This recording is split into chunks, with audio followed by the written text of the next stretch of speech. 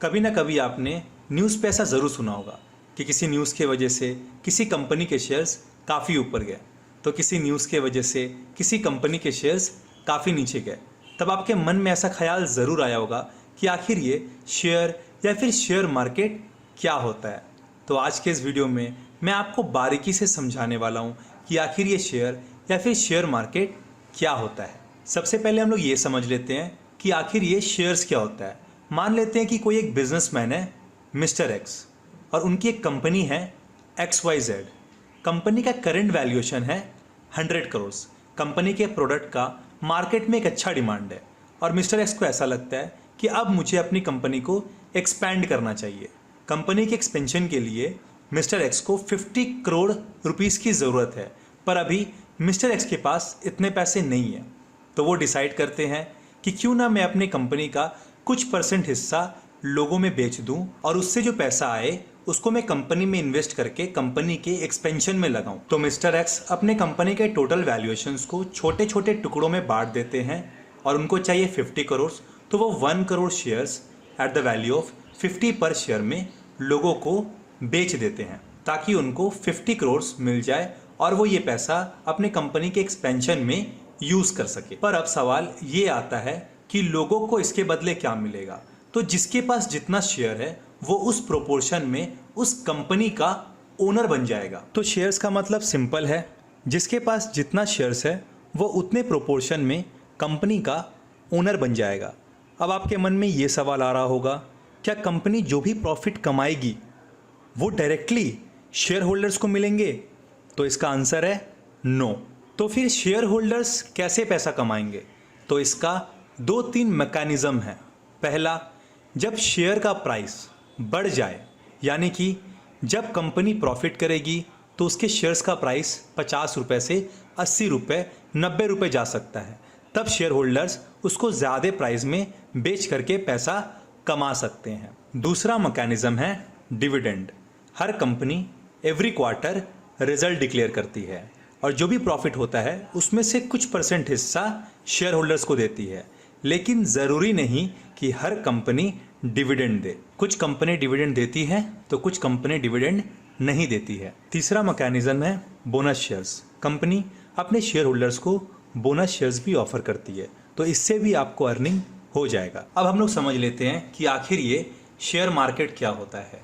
Shares अभी तक आप समझ गए होंगे, जिसके पास जितने शेयर्स है वो उस प्रोपोर्शन में कंपनी का ओनर है। शेयर मार्केट क्या होता है, इसको मैं आपको एक एग्जाम्पल के थ्रू समझाना चाहूँगा।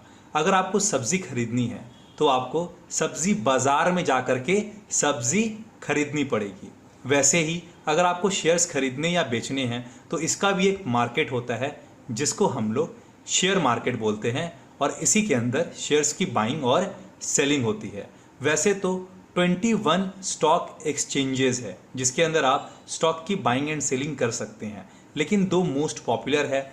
एक है NSE यानी कि नेशनल स्टॉक एक्सचेंज और एक है BSE यानी कि बॉम्बे स्टॉक एक्सचेंज। आइए थोड़ा हम लोग नेशनल स्टॉक एक्सचेंज और बॉम्बे स्टॉक एक्सचेंज के बारे में भी थोड़ा डिटेल में जान लेते हैं। स्टॉक एक्सचेंजेस NSE और BSE।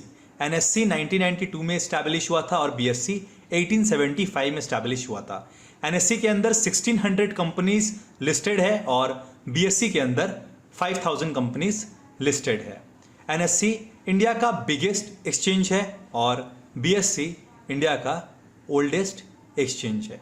NSE का जो एक्सचेंज है उसे बोलते हैं निफ्टी 50 और BSE का जो एक्सचेंज है उसे हम लोग बोलते हैं सेंसेक्स। NSE ने जो इंडेक्स एस्टैब्लिश किया उसे हम लोग बोलते हैं निफ्टी 50 और BSE ने जो इंडेक्स एस्टैब्लिश किया उसे हम लोग बोलते हैं सेंसेक्स। निफ्टी 50 के अंदर इंडिया के टॉप 50 कंपनीज लिस्टेड है बेस्ड ऑन मार्केट कैपिटलाइजेशन और BSE के अंदर इंडिया के टॉप 30 कंपनीज लिस्टेड है based on market capitalisation. NSE और BSE के अंदर इतने सारे स्टॉक्स लिस्टेड है कि आपको ओवरऑल ट्रेंड कभी पता नहीं चल पाएगा।